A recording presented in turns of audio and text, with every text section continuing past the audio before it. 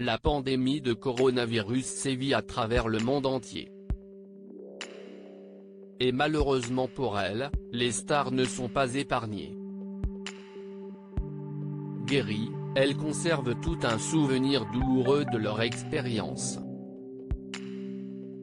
Tel est le cas de Mylène Demongeot. Interrogée par nos confrères de Ouest France, la comédienne a raconté le déroulement de son inquiétante hospitalisation au mois d'avril, elle qui se situait entre la vie et la mort pendant près d'un mois. « J'étais comme un légume, ce qui est assez humiliant », racontait-elle. Vianney, de son côté, a également souffert de la maladie virale. S'il n'a pas été hospitalisé, le chanteur a tout de même eu droit à une fièvre et une toux de dingue, avec des complications. Il n'a pas été la seule pointure de la musique à avoir affronté le Covid-19. En effet, confiné à Paris, Patrick Bruel a contracté le coronavirus.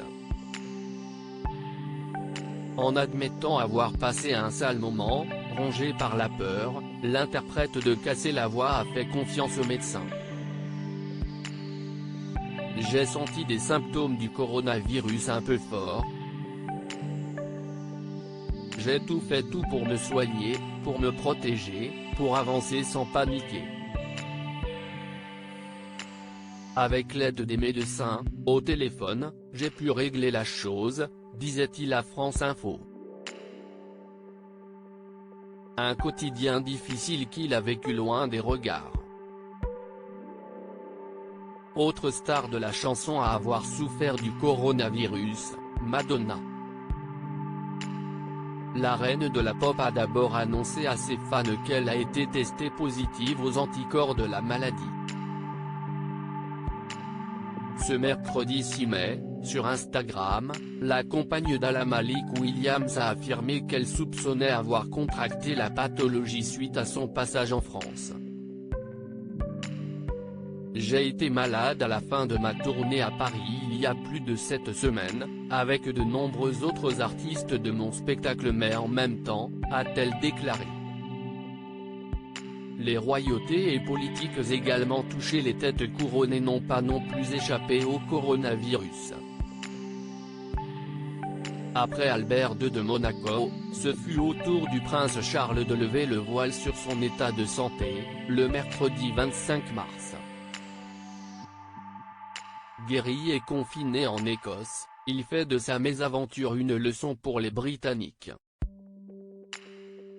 En ces temps inédits et angoissants, comme il l'a expliqué dans une vidéo diffusée sur YouTube, le premier en ligne dans l'ordre de succession au trône d'Angleterre a encouragé le Royaume-Uni à vivre avec espoir et foi en eux-mêmes et envers les autres.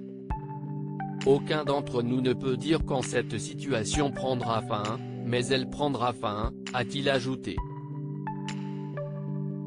Enfin, la classe politique a aussi été foudroyée par la pandémie.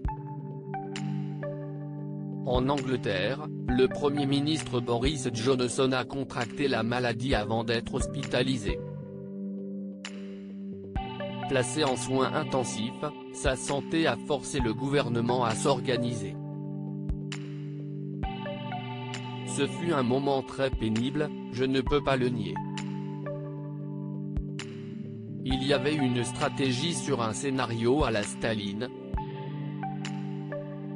J'étais conscient qu'il y avait des plans d'urgence à mettre en place, a-t-il glissé à nos confrères britanniques du Sun on Sunday. En France, Frédéric Mitterrand, le neveu de l'ex-président de la République François Mitterrand, a raconté le quotidien de sa famille face au coronavirus. Son frère de 79 ans, Jean-Gabriel Mitterrand, a été touché de plein fouet. Nous avons vécu cela, avec mon autre frère et les enfants de mon frère malade, comme un sentiment d'angoisse absolue, confiait-il.